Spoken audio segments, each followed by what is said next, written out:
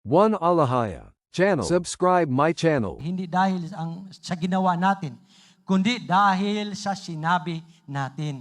Dahil doon sa lumabas sa ating bibig. May mga problema sa pamilya na nagsimula sa isang salita. Maraming mga kapatid, maraming ganyan. May pagkakaibigan na nasira dahil sa isang salita. May away na nagsimula dahil sa isang salita. May tiwala na nawala dahil sa isang salita. Lahat po yan ay nangyari, mga kapatid. Kaya kailangan nating matutong mag-isip bago magsalita. Isipin muna nating mabuti, mga kapatid. Hindi lahat ng nasa isip natin ay kailangang sabihin. Totoo po yan. Hindi lahat ng nasa isip natin kailangang sabihin. Hindi lahat ng naririnig natin ay kailangan nating ikalat. Yun po ang ibig kong sabihin na isipin muna ng maraming beses, mga kapatid, bago ikalat, bago isalita. Hindi lahat ng galit natin ay kailangang ilabas sa pamamagitan ng masasakit na salita. Totoo po yan, mga kapatid. Mas mabuti pang magtimpi upang hindi makasakit ng kapatid o hindi makasakit ng iba. Ang taong marunong ay marunong ding manahimik. Ika nga sa kasabihan, less talk, less mistake, mga kapatid. Minsan, ang pinakamatalinong sagot ay hindi mahabang paliwanag, kundi katahimikan. Maraming mga reels, mga kapatid, na nagsasabing, kapag ikaw ay galit, huwag ka munang magsalita. Relax. Bilang ka raw ng 1 hanggang 10, mga kapatid. Ang pinakamatalinong sagot ay hindi mahabang paliwanag, kundi katahimikan. Kapag galit tayo, mas mabuting huminga muna. Kapag nasaktan tayo, mga kapatid, huwag agad magsalita. Kapag may narinig tayong tungkol sa ibang tao, huwag agad ipasa sa iba. Dahil maaaring ang narinig natin ay hindi buong katotohanan.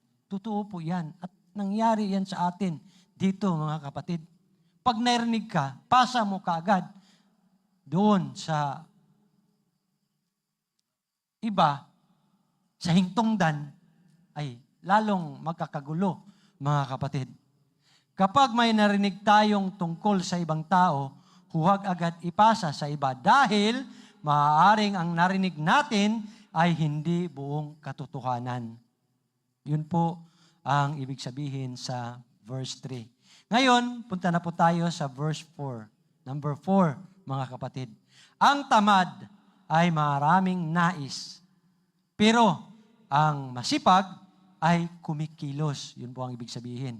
Dito sa verse 4, sabi sa Proverbs chapter 15 verse 4, ang tamad ay maraming ninanais. Ngunit, wala siyang nakakamit. Ngunit ang masipag ay nagtatamo ng kasaganaan. Itong mga tamad, mga kapatid, kausapin mo, daming pangandoy. Daming, anong tawag nung plano sa buhay? Oo, daming mga plano, pero walang nangyari dahil tamad. Hindi kumikilos, mga kapatid. Pero sabi sa Proverbs verse 4:15, ngunit ang masipag ay nagtatamo ng kasaganaan. Napakasimple pero napakatotoo, mga kapatid, ang nasusulat dito. Maraming tao ang may pangarap. Gusto nilang magkaroon ng magandang buhay. Gusto nilang matuto, gusto nilang umasinso, gusto nilang magkaroon ng magandang kinabukasan. Pero ang tanong, mga kapatid, may ginagawa ba sila para makamit iyon? Sabi nung kaibigan ko dati, pag ako'y nanalo sa loto, bibili ako ng ganito, bibili ako ng ganyan, lahat bibilhin. Pero ang tanong, tumataya ka ba? Sabi niya, hindi. Paano mangyaring manalo ka na hindi ka naman tumataya? Yun po ang ibig sabihin, mga kapatid. Ang tamad, maraming plano sa buhay. Gusto nilang matuto, gusto nilang umasinso, gusto nilang magkaroon ng magandang kinabukasan. Pero ang tanong, may ginawa ba sila para makamit iyon? Dahil ang pangarap na walang pagkilos ay nanatiling pangarap. Hindi masama ang mangarap, mga kapatid.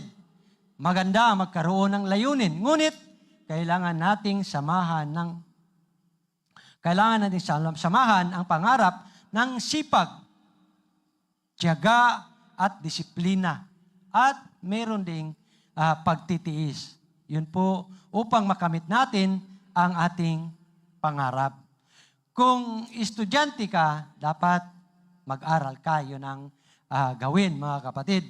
Kung may trabaho ka, gawin mo ng maayos ang iyong tungkulin upang makamit mo ang iyong pangarap. Di ba? Kapag estudyante ka, may pangarap ka, balang araw, gusto kong maging isang batid na doktor. Mag-aral kang mabuti. Kung ikaw naman ay may trabaho, para makamit mo ang iyong pangarap sa buhay, pag-igihan mo ang iyong trabaho. Gawin mo ng maayos ang iyong tungkulin, mga kapatid.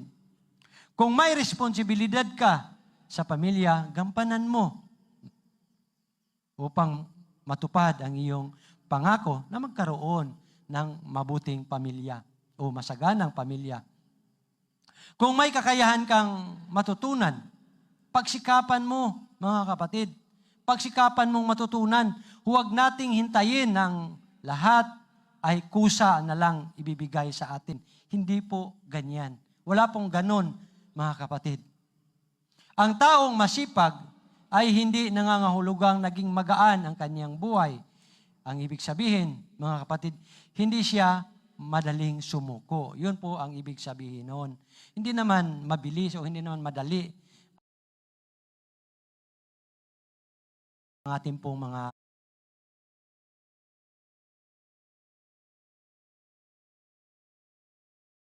tabu. Ito po ay huling paalala para po sa ating lahat na nakikinig, sa lahat ng mga kapatid na nandyan sa Zoom at sa lahat ng kapatid na nandyan sa live. Mga kapatid, ang tunay na karunungan ay hindi lamang nasusukat sa dami ng ating nalalaman. Ang karunungan ay nakikita sa ating pamumuhay. Ang marunong ay nakikinig kapag itinutuwid. Ang marunong, wise, ay nag-iingat sa kanyang mga salita. Ang marunong ay marunong magpigil ng kanyang dila, mga kapatid, upang hindi siya makasakit ng iba. Ang marunong ay hindi tamad, siya ay kumikilos at nagsisikap. Kaya mula ngayon, sikapin nating maging mga taong madaling turuan, maingat magsalita, marunong manahimik, at handang gumawa. Sapagkat hindi natin kontrolado ang lahat ng mangyayari sa ating buhay. Totoo po yan, mga kapatid. Ngunit maaari nating piliin kung paano tayo makinig, paano tayo magsasalita, at paano tayo kumikilos. At kapag ang ating karunungan ay hindi lamang nasa ating bibig, kundi nasa ating pamumuhay, makikita ng ibang tao ng salita ng dakilang Abayahawa, ang karunungan ng dakilang Abayahawa, nagmumula sa ating dakilang Abayahawa, ang tunay na may kapangyarihan na baguhin ang ating mga buhay. Yun po, mga kapatid. Ito ang magagandang aral na mapupulot po natin sa Kawikaan chapter 13, verse 1 to 4. Para sa ating pang-araw-araw na buhay, mga kapatid. Tandaan po natin ang ating mensahe sa umagang ito. Ito ay napakalaking tulong po para sa ating lahat. Kung tandaan lang po natin, mga kapatid, ito po ay magbibigay sa atin ng prosperity, victory sa ating buhay. Maraming salamat po. Purihin po ang ating dakilang Abayahawa. Thank you for watching. Be blessed. Shalom.